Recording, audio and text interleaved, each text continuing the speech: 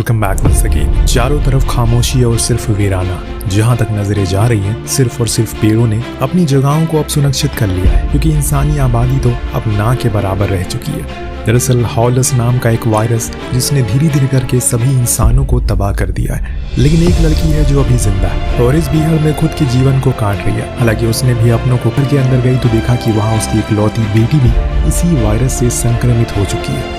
हालांकि पहले तो उसे इस बारे में पता नहीं चला, लेकिन बाद में उसकी छाती पर निशान देखा तो समझ गई कि उसके पति ने भी उसे काट लिया होगा। वो इस उम्मीद में रहती थी कि एक दिन कोई चमत्कार हो जाएगा और उसकी बेटी ठीक हो जाएगी, लेकिन समय के साथ उसकी बेटी और भी ज़्यादा घातक होने लगी। इसीलिए अपनी बेटी को ऐसे तड़पते हुए देखकर वो खुद को रोक नहीं पाई और उसे भी हमेशा के लिए खत्म कर दिया। रोरी की जिंदगी तो अब हमेशा के लिए खत्म सी हो गई, कुछ नहीं बचा उसके पास जिसके जरिए वो खुशी के पल को जी पाए। इसीलिए वो अपना घर छोड़कर अपने फादर इन लॉ के पास आ गई। वो भी उसी की तरह से एक वीरान जंगल में रहते हैं। अब इंसान ऐसे ही रहता है, शहर तो अब खत्म हो चुका है, जो कुछ भी बचे हैं वो यूं ही खुद को गुजारा कर रहे हैं। अब मैक्स को भी पता है कि रोरी किस दर्द से गुजर रही है, लेकिन इस बात को अब 2 साल बीत चुके हैं। इसीलिए उसे पार और इसीलिए कई ऐसे इंसान हैं जो इन जीने वालों से बचकर भागते हैं। इसी में कई बार खूनी झड़प भी हो जाया करती है, लेकिन वो इंसानों को पकड़ना नहीं छोड़ते। इस बीच हम अब कहानी में एक नए किरदार से रूबरू करवाया जाता है जिसका नाम नियोल है। उसकी हालत को देखकर लग रहा है कि जैसे वो घायल है और किसी से भाग रहा है। दरअसल उसके पीछे जीएमए वाले पड़े हुए हैं, क्योंकि उसने उनके वेयर हाउस से वो एंटीडोट चुरा ली जिससे कि संक्रमित हुए इंसान ठीक हो सकते हैं। ऐसा उसे लगता है। इस बात में कितनी सच्चाई है ये तो उसे भी नहीं पता, लेकिन अब नियोल की हालत बहुत खराब हो चुकी है। क्योंकि उसे गोली लगी है, इसीलिए वो तेजी से अपने साथी के पास आया। लेकिन जब उसने उसे ऐसी हालत में देखा तो वो उसे यहाँ से जाने को कहता है, क्योंकि उसके पास जो है उसे फिर से इंसानी हुकूमत की शुरुआत हो सकती है। हालांकि नियो ऐसा नहीं करता, क्योंकि उसे पता है कि पीछे आ रहे वो सब उसके दोस्त को खत्म कर देंगे, पर उसकी जिद के आगे वो झुक गया। जब वो आगे निकल गया तो उसके साथी के पास लोगन पहुंच गया, जो जीएमए में काम करता है। वो उसे एंटीडोट को पाने के लिए इतना ज्यादा उतावला था कि किसी भी हद तक जा सकता है। उसने उसे कई बार पूछा लेकिन वो कुछ नहीं बताता, क्योंकि उसे अपनी मौत स्वीकार है।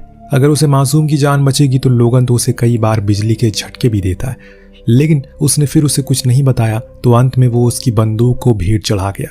इस बीच हम रोरी को देखते हैं, जो अपनी इसी अकेलेपन के साथ बैठी बेटी की यादों में खोई हुई थी। वो उसी लेक किनारे थी जहाँ किसी समय पर उसकी छोटी बेटी खेला करती थी।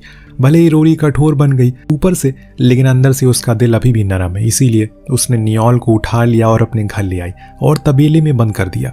तो वहीं दूसरी तरफ हम मैक्स को देखते हैं। बेटी का जन्मदिन था, लेकिन इससे पहले कि वो केक को काटते, दरवाजे पर कोई आता है और ये कोई और नहीं बल्कि उसी का पति था, जो अब पूरी तरह से हॉलस में तब्दील हो गया था। वो अब अपनी ही बेटी को काटने के लिए आगे बढ़ता है, लेकिन तभी मजबूरन रोरी को गोली चलानी पड़ी। लेकिन उसने देर कर दी, क्योंकि उसका पति उसकी बेटी को काट चुका था, जिसे कुछ ही घंटों के अंदर वो भी उसी की तरह बनने लगती है।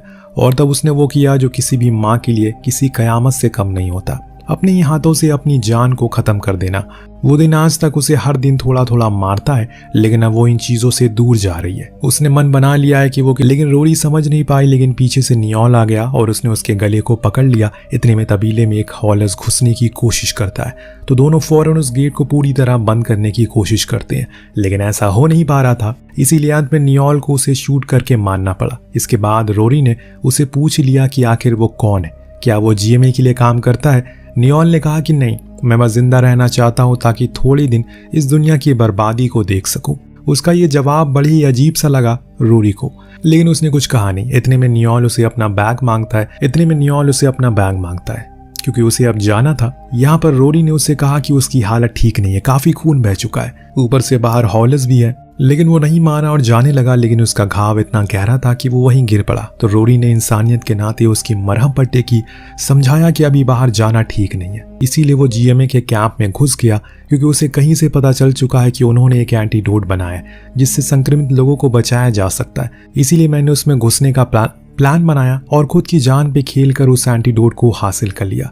लेकिन अब उसे देर हो रही है, क्योंकि उसे अपने बेटे तक पहुंचना, इससे पहले कि देर हो जाए, क्योंकि उसके हाथ वो एंटीडोट लग चुका है। उसकी कहानी को सुनकर रोरी एकदम दंग रह जाती है, क्योंकि ऐसा ही कुछ उसके साथ भी हुआ था और हामी भरता है। इस बीच हम दूसरी पहाड़ी पर लोगन और उसके लोगों को देखते हैं जो स्कैनर से देख लेते हैं कि उस घर में कुछ लोग हैं, लेकिन वो कौन है अभी उन्हें नहीं पता।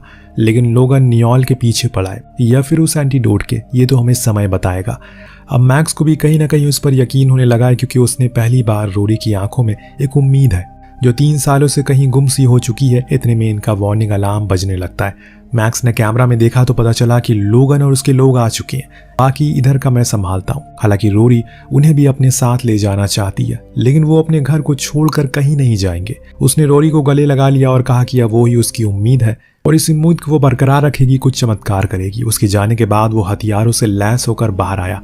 ये बात लोगन को पसंद नहीं आई। इतने में हम इन लोगों को तबीले से कुछ आवाजें आई। ये लोग समझ गए कि वहां पर वो दोनों हैं, लेकिन जब तक वो शूट करते इससे पहले कि वो दोनों घोड़े से भाग गए, क्योंकि यहाँ इस तरफ तो मैक्स इन पर शूट करना शुरू कर देता है और तब तक शूट करता रहता है जब तक उसने खुद का शरीर जवाब ना दे दे। हालांकि अंत में वो मैक्स के चंग आ ही गया। लोगन ने उसे करंट देकर मार दिया और अपने साथी से कहा कि जाओ जाकर उसे ढूंढो, लेकिन अब स्वार्थ भी उसके पागलपन से थक चुकी है, इसीलिए उसने वही कह दिया कि अब वो उसके साथ आगे नहीं जाएगी। जो था बस यहीं तक था। लेकिन लोगन के सर पे तो मानो भूत सवार था।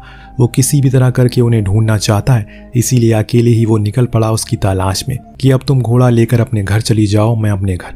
कुछ ही देर में अंधेरा हो जाएगा, तो अब चीजें काफी मुश्किल हो सकती है हमारे लिए।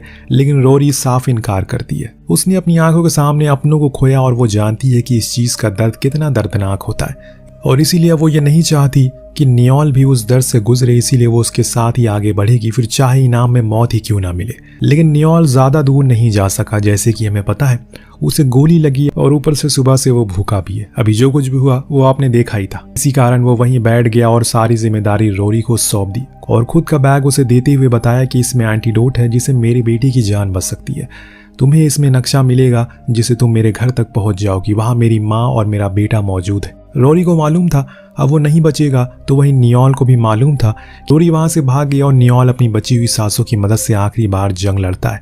उसने बड़े ही बहादुरी के साथ लोगन के साथ गोलीबारी की, लेकिन अंत में वो थक गया और इसे उसकी हार नहीं बल्कि उसकी जीत हुई, क्योंकि वहां चारों तरफ हाउलर्स का झुंड आ चुका था जो इन दोनों को घेर लेता है। उसे पता है कि उसकी कहानी तो यहीं पर खत्म हो चुकी है। उधर रोरी रात के अंधेरे में जैसे तैसे करके बस भागे जा रही है, लेकिन तभी उसे कुछ संक्रमित लोग घेर लेते हैं। पर उसके पास इन्हें बचने के लिए एक चारा था।